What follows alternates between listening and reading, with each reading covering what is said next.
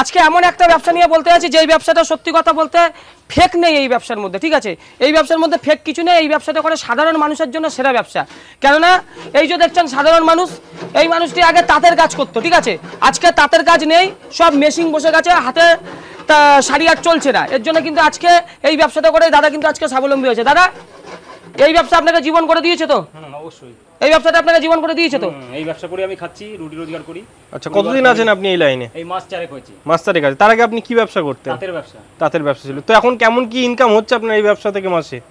এই ব্যবসা করে এখন আমি নতুন তো, মাসে 40-50 টাকা ইনকাম। মাসে 40-50 হয়ে যাচ্ছে, তাই তো? মাত্র 4 মাস বয়স। হ্যাঁ, সাধারণ মানুষ একজন তাঁতের কাজ করতে সে আজকের জন্য বলবো যারা যেই পেশায় ছিলেন সেই পেশায় যদি কিছু এখন করতে না পারেন, যারা চাকরি পাচ্ছেন না, তাদের জন্য কিন্তু আমাদের এই ব্যবসাটা সেরা ব্যবসা, বাতাসার ব্যবসা, ঠিক আছে? এই ব্যবসা করার জন্য সব রকম সহযোগিতা আমরা করব, আপনাদের কোনো সমস্যা হবে না। আপনারা আসুন, মেশিন দেখলেই যে নিতে হয় এমন কোনো ব্যাপার নেই। আমাদের কারখানায় এসে মেশিন দেখুন, ট্রেনিং নিন, তারপরে আপনারা মেশিন নেবেন। মার্কেটে চাহিদা রয়েছে, তাই প্রচুর চাহিদা আছে মার্কেটে। এই যে কাকা, এই যে কাকা, এই কাকার যত বড় ব্যবসাদার, এই কাকার কিন্তু আমরা নোকেরও যোগ্যতা। এই সঞ্জীব কর্মকারের কাকার নোকেরও যোগ্য না। কাকার প্রচুর ব্যবসা, তাও কাকা আজকে বাতাসার ব্যবসার মধ্যে ঝাঁপিয়েছে।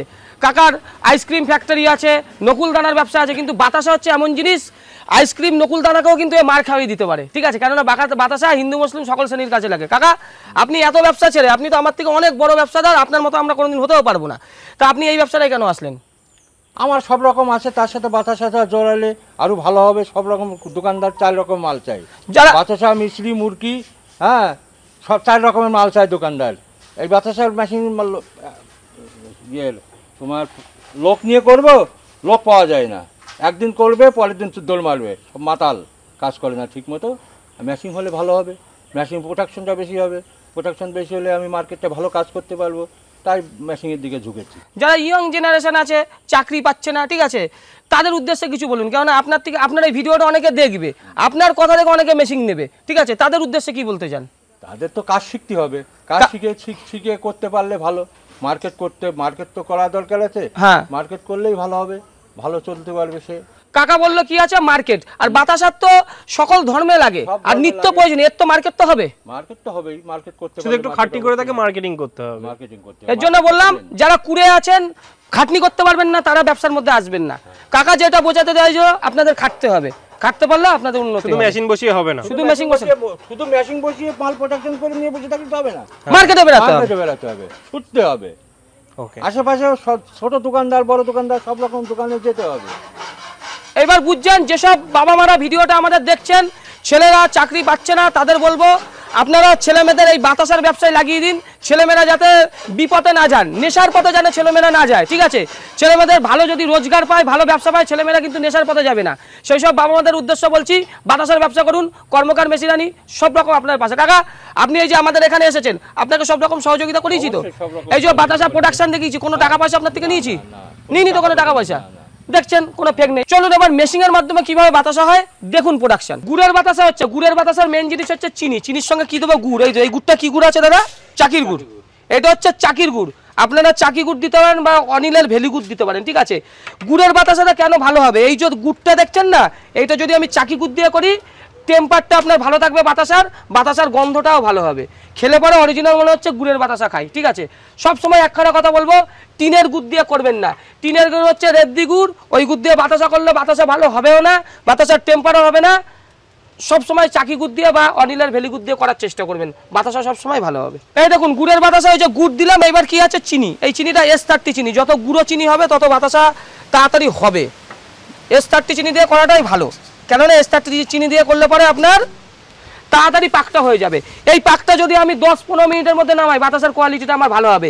যখনই পাক দেখবো আধা ঘন্টা 40 মিনিট হয়ে যাচ্ছে, ওই চিনির মধ্যে গন্ডগোল আছে, বা যেখান থেকে বাতাসাটা হচ্ছে সেই কড়াইয়ের মধ্যে গন্ডগোল আছে, অথবা হিটের মধ্যে গন্ডগোল আছে। বাতাসা করতে গেলে মেন যেই জিনিস চাই, চিনিটা S30 চিনি চাই। কড়াইটা দেখছেন এরকম পাতলা কড়াই চাই, ঠিক আছে? আর উনুনের হিটটা এই 4-5 থেকে লাগা চাই, তবেই বাতাসা কিন্তু ফুলবে, বাতাসার কোয়ালিটি ভালো হবে। এই দেখুন গুড়ের বাতাসার পাক প্রায় রেডি, দাদা এখন চেক করছে, ঠিক আছে? সবাইকে বলবো, ধরুন 12টার সময় পাক চাপিয়েছেন, 12:15 থেকে চেক করা শুরু করবেন। মোটামুটি 15 মিনিটে গুড়ের বাতাসার একটা পাক কমপ্লিট হয়ে যায়। পাক হয়েছে দাদা? না, একটু লাগবে, আর একটু টাইম লাগবে। মোটামুটি 15 মিনিটের প্রসেসের মধ্যে একটা হয়ে যায়। আর এক সব থেকে বলবে, এই দেখুন এইগুলো কী দেওয়া যাচ্ছে, এগুলো হচ্ছে ছাই আছে, তাই তো? এই ছাই হাতে নেওয়া হবে আর একটু পাক দেখা হবে। 15 মিনিট হলো, এবার ফাইনাল দেখুন কিভাবে দেখাচ্ছে আমাদের দর্শকদের, আপনি ভালো করে দেখান দাদা। মেশিন নেওয়ার আগে এই জিনিসগুলো ভালো করে দেখবেন, ভিডিওটা প্রথম থেকে লাস্ট অবধি থাকবেন। এই যে আমাদের দর্শক দাদা এসেছে সেই আসানসোল থেকে, দাদাও পাক দেখছেন, ঠিক আছে? একটু হাতে নিন দাদা, আমরা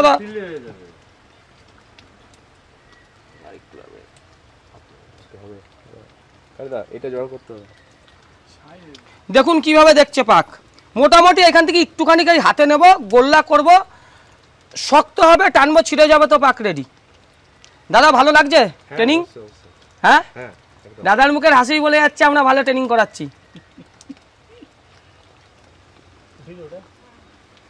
এই দেখুন এই পাকটা ঢালা হওয়ার আগে ঠিক সবাইকে বলবো 2 মিনিট আগে গ্যাসটা জ্বালিয়ে দেবেন। এই গ্যাসটা কিন্তু 6 মাস অবধি চলে যায়, হ্যাঁ কিছু পয়সা লাগে না। 2 মিনিট আগে যদি আমি এই গ্যাসটা জ্বালিয়ে দিই, এই ট্যাঙ্কটা গরম থাকবে। এই ট্যাঙ্কটা গরম থাকলে কি হবে না, মালের ট্যাঙ্কের মধ্যে মালটা কম জমবে, আর যখন লাস্টে যে 200-250 গ্রাম মাল জমে থাকে সেটা ছাড়াতে সুবিধা হবে। বাতাসার মেশিন নেওয়ার আগে সব এই পদ্ধতিগুলো কিন্তু জানতে হবে, ঠিক আছে? এইবার পাক হয়ে গেছে, দাদা এই পাকটা ঢালবে।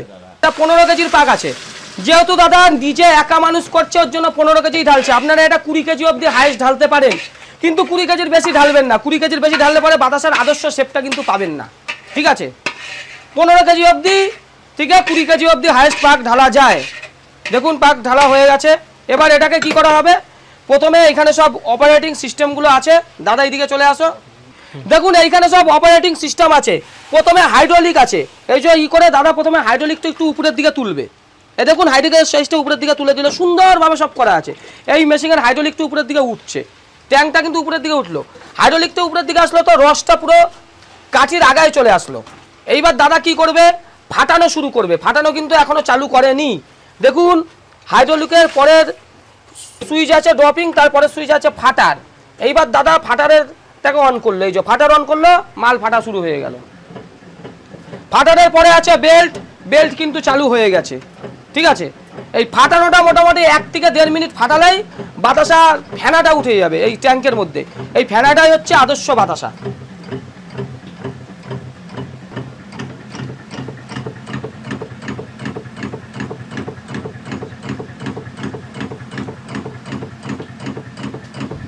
দেখুন পুরো ফ্যানায় ভর্তি হয়ে গেছে ট্যাঙ্ক, ঠিক আছে? ড্রপিংও দাদা চালু করে দিয়েছে, এখনই বাতাসা পড়বে। দেখুন বাতাসা পড়া প্রায় স্টার্ট হয়ে গেছে, আর বেল্ট কিন্তু চলছে এক লেভেলে। 14টা কিন্তু লাইন চলে এসেছে, 14টা লাইন চলে এসেছে। আর সবাইকে একখানা কথা বলবো, একখানা পাখা কিন্তু মেশিনের দরকার আছে, ঠিক আছে? সে আপনি 17 ফুটের মেশিন নেন, 20 ফুটের মেশিন নেন, যেই মেশিনে নেন, একখানা কিন্তু পাখা আপনার দরকার আছে।